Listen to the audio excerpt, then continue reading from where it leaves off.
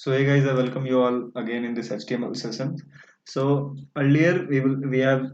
seen like what are the head section tags, body section tags, and in this lecture we are going to in the previous lecture I told you that this is the introduction to tags. We will be having a separate lesson, separate sessions on tags. So here come the session. So first one is HTML heading tag. So हमने देखा कि HTML heading tag जो होता है वो basically वो उसको use करते हैं हम कंटेंट की इंपॉर्टेंस को बताने के लिए अगर हम पिछले पिछले अपना पहला डॉक्यूमेंट देखें तो उसमें हम लोगों ने क्या यूज किया है देखो H1 welcome H1 so this represent what importance of the content like I want to represent this in higher font so we have written it inside the H1 so basically जो heading tags होते हैं वो हम क्यों use करते हैं heading tag use बताते हैं importance specify the important of content fine और जो ये होता है हेडिंग टैग्स होते हैं वो H1 से H6 तक होते हैं H1 जो है सो हाईएस्ट फॉन्ट का होता है जो कि 36 पिक्सल का होता है और उसके बाद H2 32 पिक्सल मतलब इस दोनों के बीच का डिफरेंस 4 इस दोनों के बीच का डिफरेंस 4 इस दोनों के बीच का डिफरेंस 4 इस दोनों के बीच का डिफरेंस 4 और सिमिलरली H6 जो होता है वो 16 पिक्सल का होता है ओके सो H1 से H6 तक ही वैलिड होता है here H1 is the highest font that is 36 pixel बता दिया मैंने कि H1 जो होता है वो हाईएस्ट फॉन्ट होता है that is of 36 pixel fine H1 tags can be used only once in web page so अगर आप H1 tag को यूज करोगे बेसिकली H1 tag का क्या यूज होता है H1 tags टाइटल रिप्रेजेंट करता है ना तो अगर आप टाइटल रिप्रेजेंट कर रहे हो मतलब जैसे आपको लिखना है कि like if you want to give your like college name तो आप एक ही बार लिखोगे कॉलेज नेम H1 से हेडिंग से ताकि वो उसकी इंपॉर्टेंस पता चल सके लोगों को fine every heading tag should be in a sequence सो ये क्या बोल रहा है सीक्वेंस मतलब क्या होता है सीक्वेंस की H1 के बाद आप H2 यूज करो H3 यूज मत करो H3 यूज करोगे तो ये गुड प्रोग्रामिंग प्रैक्टिस नहीं है लाइक एक बार आप हाईएस्ट फंड दिखा रहे हो एक बार सीधे लोएस्ट फंड दिखा रहे हो तो ये आपका वेब पेज अच्छा नहीं लगेगा so it is like if you are using H1 so after that you must try to use H2 fine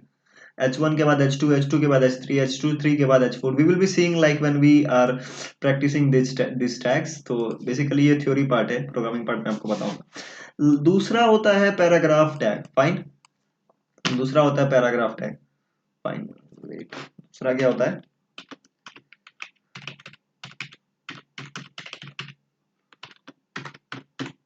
paragraph tag so paragraph tags are used to display large volume of content paragraph tags are used to display large volume of content इसका मतलब क्या है like if you want to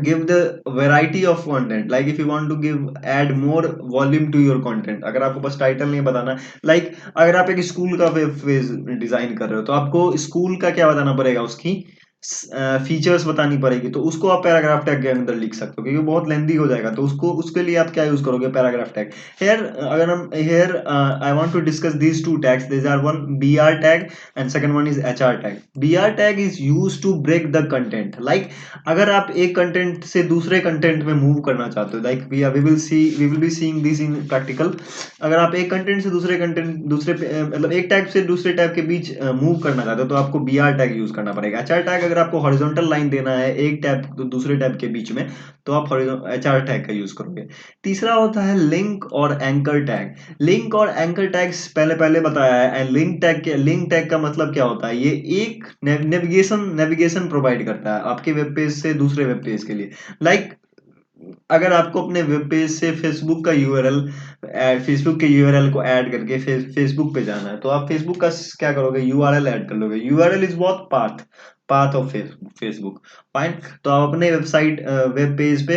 Facebook का URL दोगे और वो जो click करेगा वो जो यूजर होगा उस पर क्लिक करेगा तो वो फेसबुक के साइट पे मूव ऑन हो जाएगा this is called link it's which provide navigation between the web page to another web page fine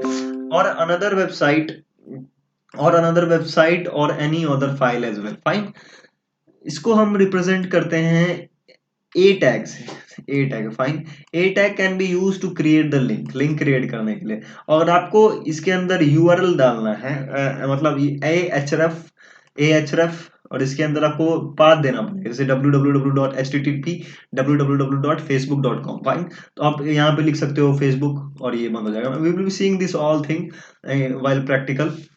Fine. Here href is a attribute stand for hyperlink reference. Here href is what? href is an attribute stand for hyperlink reference. Fine. अगर आप href पे click कर रहे हो, fine, अगर आप href पे click कर रहे हो तो target is an attribute which can be use to specify how the content would be,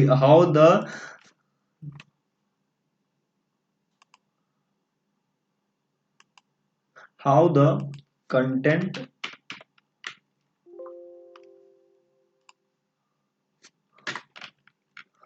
how the content